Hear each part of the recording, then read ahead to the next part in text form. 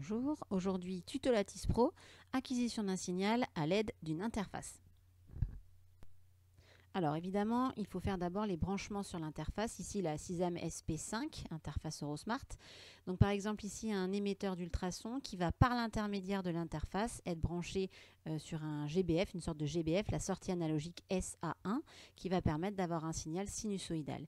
Et cette sortie SA1, on la branchera sur une voie pour lire le signal, la voie EA0 d'un côté, la masse de l'autre. Alors, on ouvre Lattice Pro, évidemment.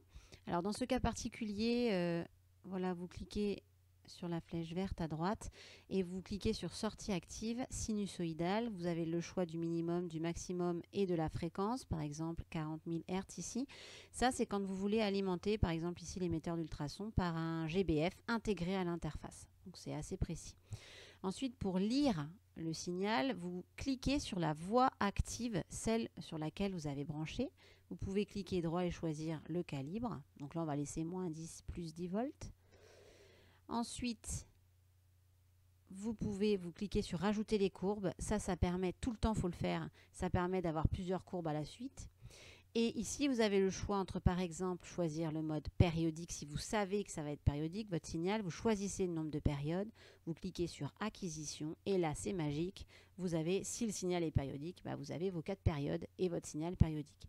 Dans propriétés, clic droit, vous pouvez choisir évidemment le style. Par exemple, là, vous allez relier les points pour qu'on voit un petit peu mieux le signal, qui est un beau signal sinusoïdal, évidemment périodique. Vous pouvez cliquer droit calibrage pour avoir un signal qui prend tout l'écran.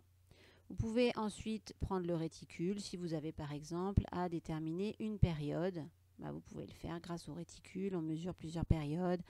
On peut partir de plusieurs endroits évidemment. Et vous avez comme ça détermination de la période.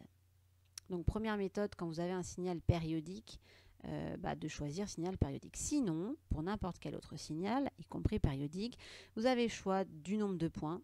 Donc par exemple 300 points, 500 points, 1000 points. Plus il y a de points, évidemment, plus vous avez de précision. Ensuite, le total du temps d'acquisition.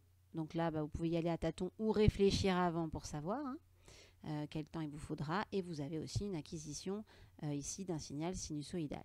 Donc après, à vous de choisir la méthode. Autre petite chose intéressante, pour mettre un titre, clic droit, créer commentaire. Donc vous mettez votre titre, vous avez le choix du type de fond, de la police, de la couleur, de tout ce que vous voulez. Donc pensez toujours à mettre un titre si vous voulez intégrer votre courbe dans un compte-rendu par exemple. Ensuite, autre chose importante, vous pouvez copier le graphique. Donc clic droit, copie graphique, copier la fenêtre. Et autre chose intéressante, retirer toutes les courbes. Clic droit, retirer toutes les courbes pour pouvoir faire d'autres acquisitions intéressantes.